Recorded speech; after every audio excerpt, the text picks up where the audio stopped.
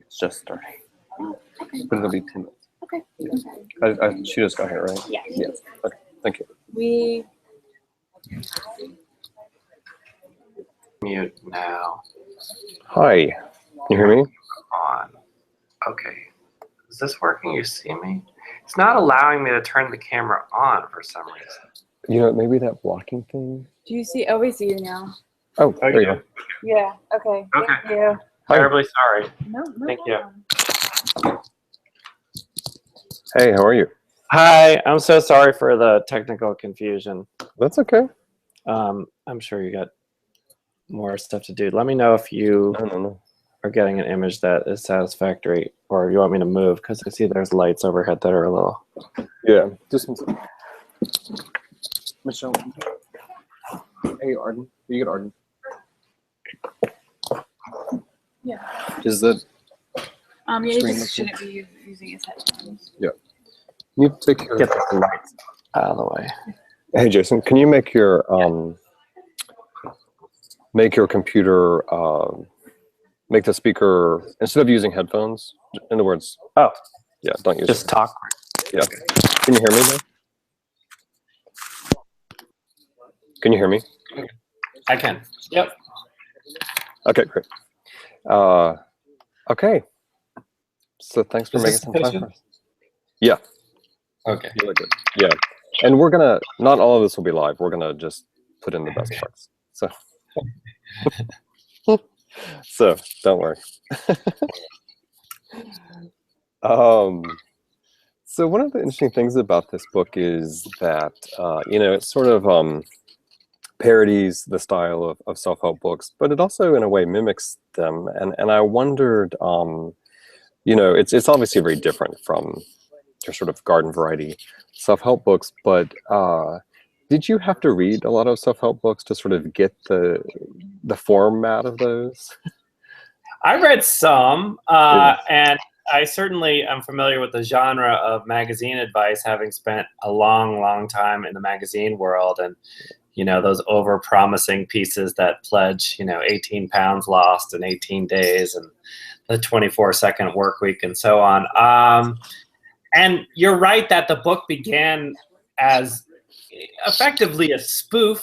I found the surety of that kind of advice genre so funny that they were just so convinced that they could, change your life, that I wanted to sort of have a little fun with that. But then, yes, along the way, I started to believe my own kooky philosophy that, in fact, these little life adventures, misadventures, and little victories were, in fact, a good guide to personal fulfillment and satisfaction. And not to make it heavy, but this thing happened in the midst of writing the book. My dad was diagnosed with a terminal illness, which was devastating. And what happened was our lives truly became about little victories. It truly became about seeking ordinary happiness every day in little things like conversations and interactions with his grandchildren, going for walks, taking dad for a car ride.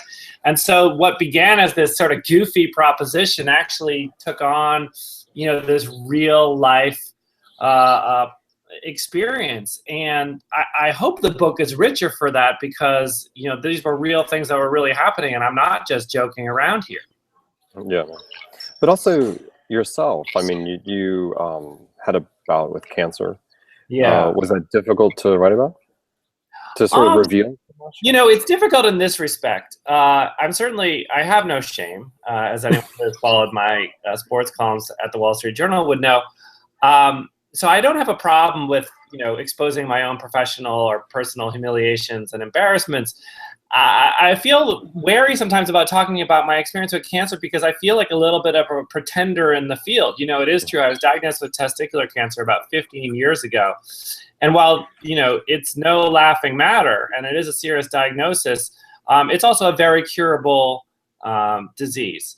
And, I don't want to sound glib about it for 1 second, but, if you're going to get a cancer diagnosis, it's one of the better ones to get. And so I feel a little strange sort of talking about it as if I claim some sort of great survivorhood or something like that, because I certainly wouldn't put myself into that category. I'd never really sort of grappled greatly with my own mortality. But yeah, it was a pretty big moment in my life, certainly to that point, and it informed a lot of what was to come afterward.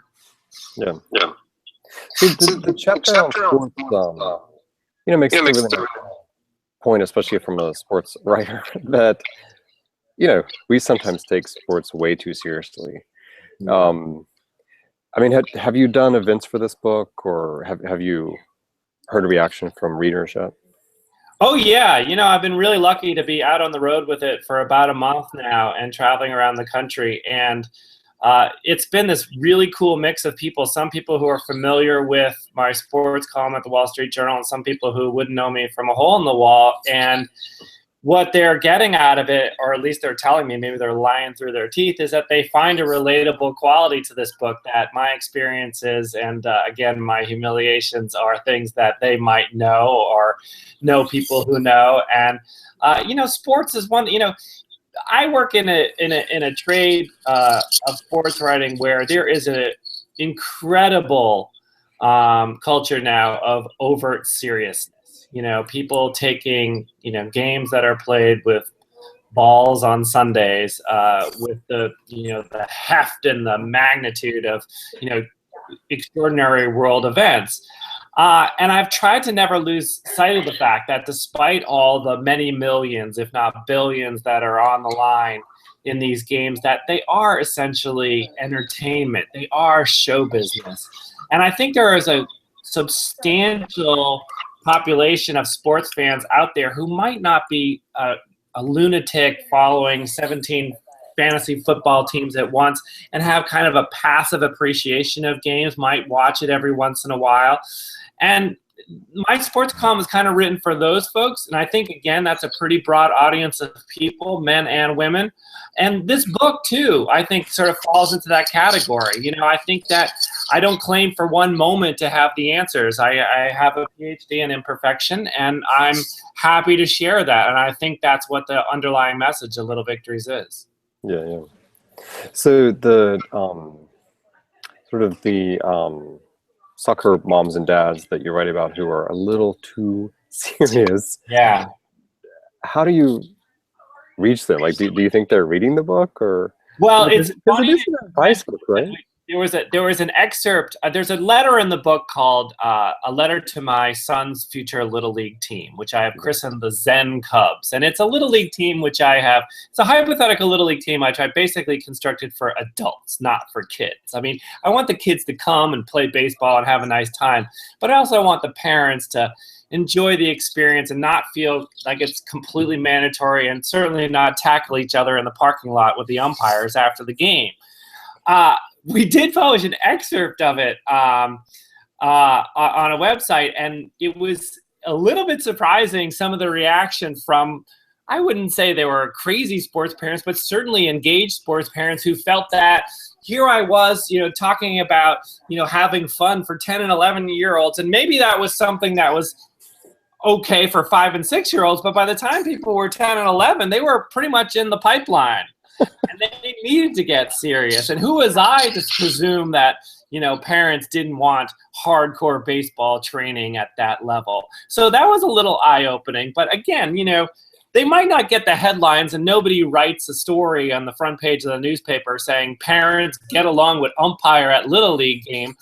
But there's a substantial audience of people out there who do feel that especially youth sports have just gotten crazy. And I say that not just as a parent and not just as a former youth sports player. I say that as a former umpire of youth sports. And believe me, I've heard things that ears should not hear directed at positions of authority, even if the authority is Little League baseball. Right.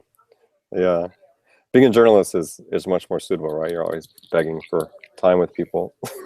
Exactly, and the truth of the matter is when people want to scream and curse at you now in journalism, they just do it over Twitter on email. They don't holler at you across a parking lot. Right. So true. So, is there one piece of advice in this book that you think is the easiest piece of advice to follow? That's a good question. You know, I want to point to one chapter in there which I really like, which is the chapter about being cool. And the chapter is called How to Be Cool, and in parenthesis, I'm not cool. And you know, anyone who's watched even 4 seconds of this video interview knows that it's abundantly clear I am not cool. But nevertheless, I spent really up until the last 18 months or so in which I composed Little Victories believing or under the impression that I was cool. And what I've decided is that it was by and large a significant waste of anxiety and time. You know, it was mostly a failed endeavor. Now, do I think there are cool people out there? Sure. Steve McQueen was certainly cool. Sinatra was cool. I'll give Beyonce some cool. But the rest of us are just trying to scuff on by. And what I found so strange about the sort of coolness industrial complex, if you will, is how it's now migrated up to adulthood. I mean, it's very, very common to spend adolescence and teenagerhood chasing a certain degree of cooldom. We're all familiar with the kids who were cool in school and wanting to be one of them. Maybe you were one, and I wasn't. But now it's now pushed on up to adults and parents. You turn on the television now and there are cool grandparents. There are commercials with cool grandparents taking their kids on, or grandkids rather, on cool adventures. And I've chosen to step off that carousel. In Little Victories, I prescribe a certain regimen of accepting one's imperfections and just kind of realizing that coolness is almost always an unachievable goal. Because on the rare occasion that you find yourself, now I live in the small fishing village of New York City, on the rare occasion that you find yourself in what is supposed to be the epicenter of cool, you will be chagrined to discover, whether it's a restaurant or a club or anything, that the cool people have now moved on. That all this effort that you have put into getting to the cool spot has been for naught, because by the time you actually are able to get to the cool place, it has been deemed uncool. So it's a lifetime of frustration. I'm not saying that you have to start walking around with a fanny pack full of dog biscuits and, orange headphones over your ears. I'm just saying that you might need to relax on the clutch a little bit on the cool pursuit. Nice. Well, I'm on the same carousel with you, so thank you. Thank you. I'm a book critic, so I mean, Wow. off the. But anyway, this is great. Thanks so much for your time, and Thank we'll get you. this I'm ready. sorry for the tech difficulties, but as you can tell, I'm a very bright man. No, now you know how to use Google Hangouts. So. Yes. Thank you. Thank you. Okay. Thank Okay, you. have a good day.